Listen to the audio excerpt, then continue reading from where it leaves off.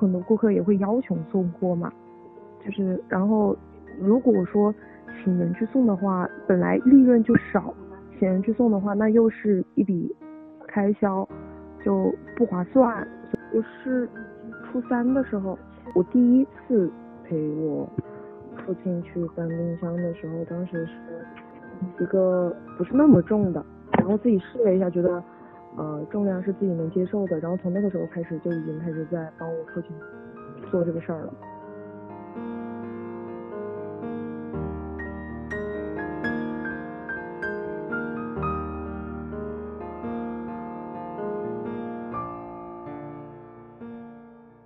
我背过最重的冰箱是140斤的，但是这个140斤的前提就是我最多只能上到2楼，然后基本上就是在80-90斤的都是在我的承受范围之内。其实做这个是有技巧的，可能是因为我长期下来就是掌握了技巧，所以我可能觉得没有那么累。但是视频播出去的时候，网友们会觉得说女孩子做这个会很辛苦。我自己觉得如果说工作量很大的话，我会觉得很辛苦，但是一天就去搬个1台2台这样的，我觉得就还好。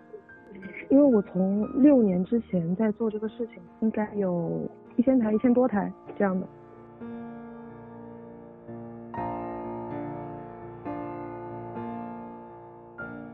一个是觉得我自己的父母比较辛苦，二个我也是想帮家里面减轻一些负担。因为首先是因为我爸是个残疾人，其次我妈妈她其实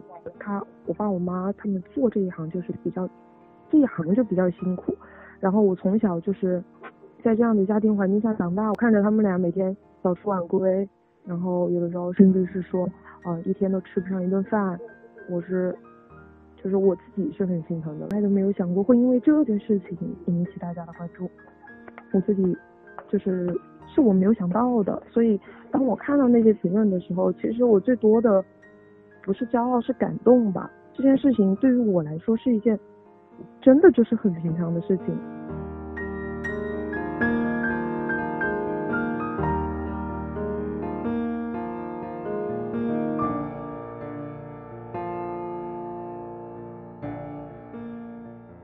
我非常的感动，